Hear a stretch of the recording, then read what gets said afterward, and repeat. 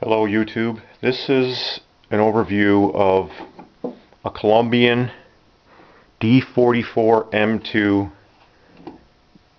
Machinist bench vise. It has a swivel base and the dimensions are 4 inches by 7 inches, overall roughly 13 inches.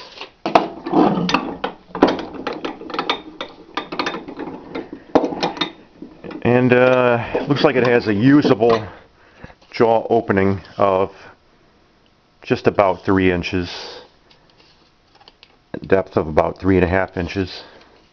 It does have the pipe jaws and removable jaws, replaceable I'm assuming, and actually a pretty strong anvil on the back here.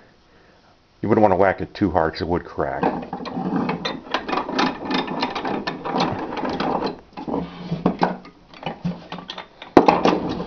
It does read Columbian D44 M2 on one side.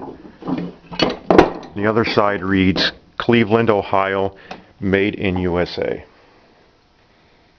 I'm assuming this was made probably in the 1950s or 60s, but I'm not sure. If anyone has any other information as far as when this was produced, please leave that information in the comments section. Thank you.